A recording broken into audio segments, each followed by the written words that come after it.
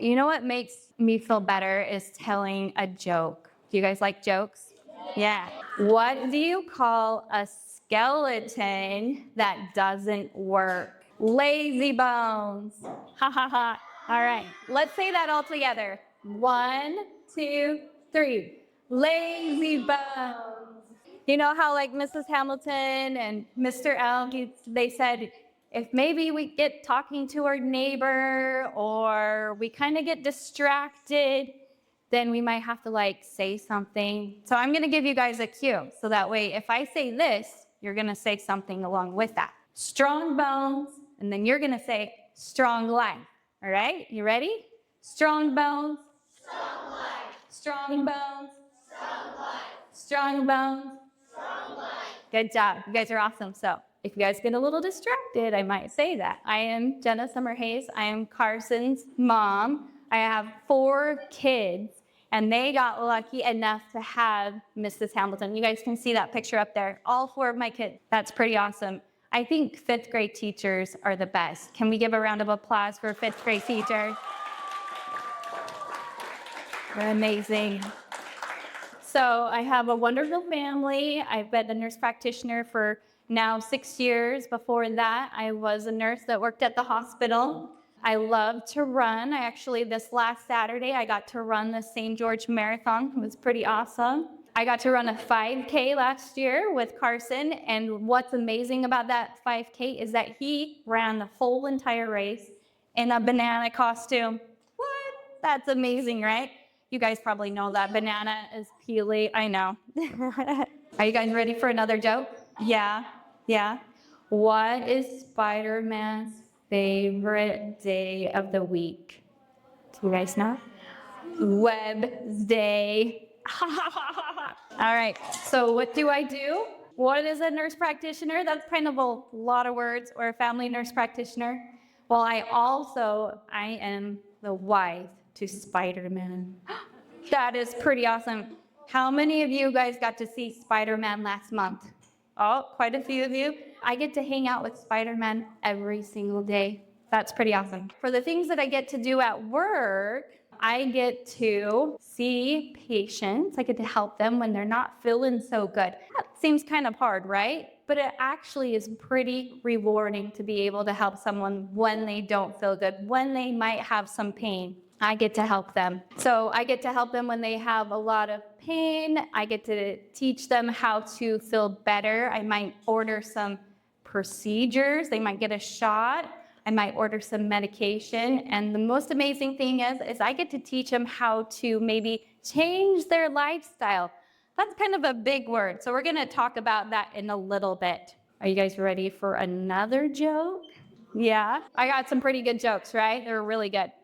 What is a rabbit's favorite habit? Anybody? Hopping to it. That's a D-slapper, right? Yeah, I know. It's pretty good. Okay. All right. How many of you guys recognize who's in here? Oh, yeah. Is that what it... When I use habits in my work, I feel happy. Just like when you guys get to go do fun things, you feel happy. So some of the things that I get to do is habit 1. Do you guys know what habit 1 is? Yeah. Perfect. So I can't wait for my patients to tell me all the details of what they're feeling, because they will ask questions and then I can help them right away. Habit 5. Who knows habit 5? Anybody? Just shout it out if you know it. Seek first to understand, then to be understood. That's exactly what I was going to say. So I listen to my patients first. So if I just had them come in and I just told them what to do, that wouldn't really help them. So I listen first, and then I will be able to help them. All right. What about habit 6? Do you guys know that one? You want to shout it out?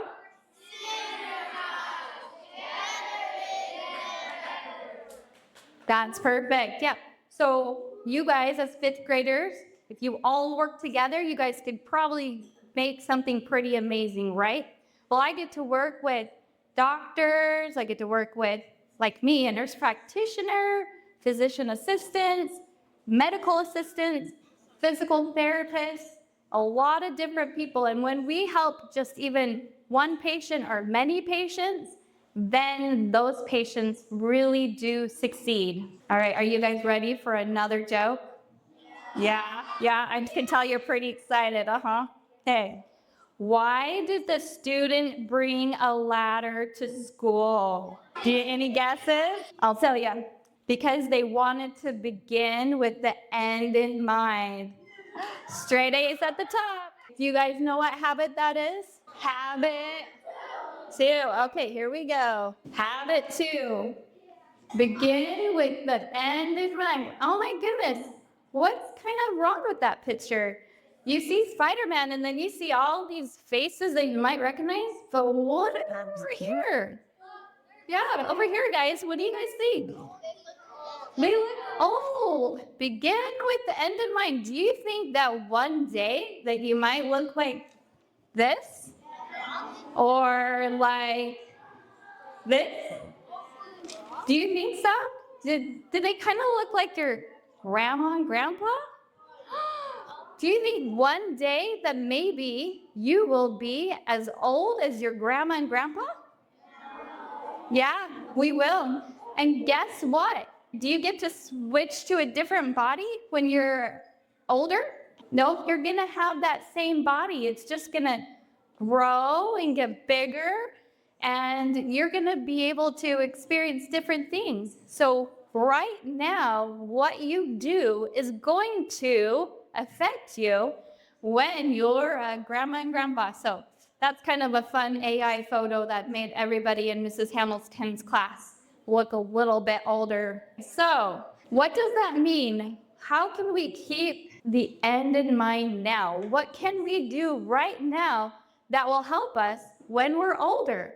I'm going to say a word, and it's kind of a scary big word. Are you guys ready for it?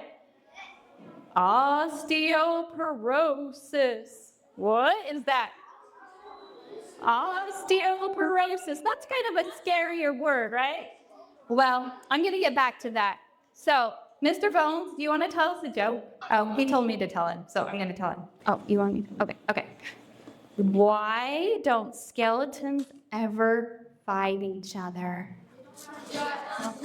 I think I heard the answer. Because they don't have any guts.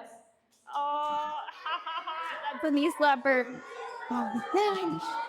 So Carson, like I said, he had a fun birthday and he got some cheese. Somebody gave him some cheese. Do you guys know what kind of cheese this is? Swiss cheese. What's inside of what's different about Swiss cheese than any other cheese? It has holes, right? And then cheese is kind of squishy, right? So when you have osteoporosis, your bones are soft and they have holes in them. Is that something that you want? No, it's not. You actually want to have strong bones when you're older. So what can we do? So we have Mr. Bones here. Mr. Bones are pretty strong. So our bones hold us up, right? They give us structure. They give us the ability to hold up our skin, to put on a jacket. See if Mr. Bones can help us out here. So that's staying on pretty good, right? Let's just pretend that our bones are soft. They're not, they have holes in them.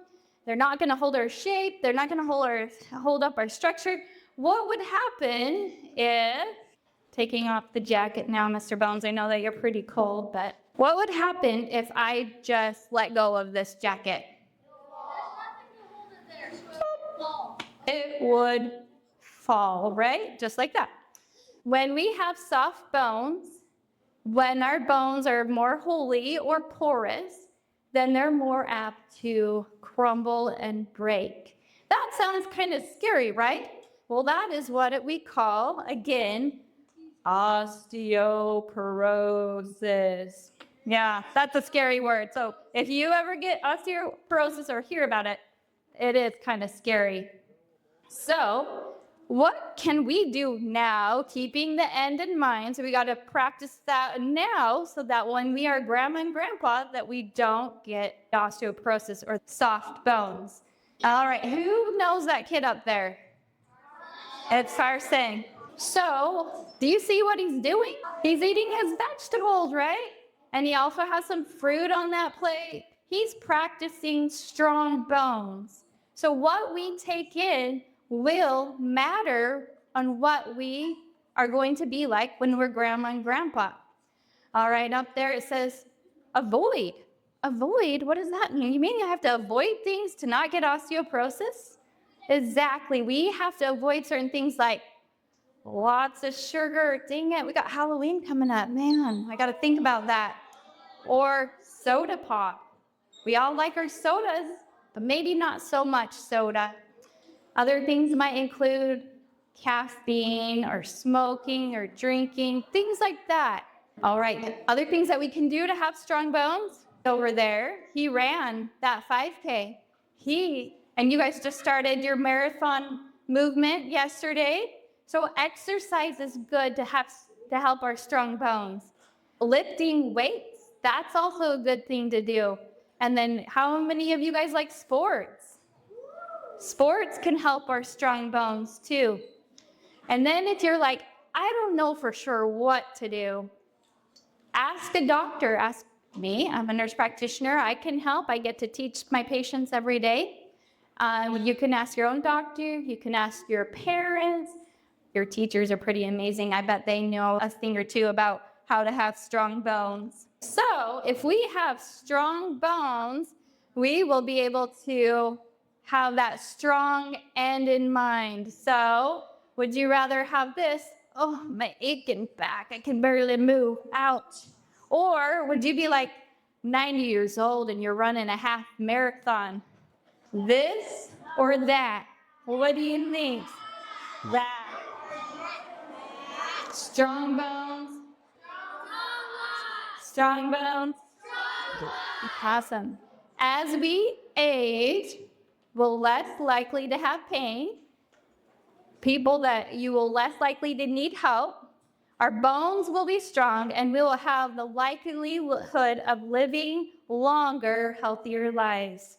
In the end, I want you to remember that you only have one body and one set of bones your whole entire life. So eat healthy, stay active, and make good choices. Your bones will stay strong and help you in all the amazing things that you do, even when you are your grandparents' age. Are you guys ready? Strong bones. Strong life. Strong bones. Strong life. Strong bones. Strong life. So Sarah, can you come up here and show what we have? So we have a little gift for you. This is my daughter, Sarah. She didn't have to go to school today. Lucky her. I'm sorry, guys. But for you guys to remember how to have strong bones, we have a little skeleton for you that's kind of squishy and stretchy. So you want to have strong bones. So this is fun to play with, but just something to remember. So thanks for having me, you guys. I hope you learned a little bit. And I'll turn the time over to Mrs. Hamilton. Yay, let's keep Jenna.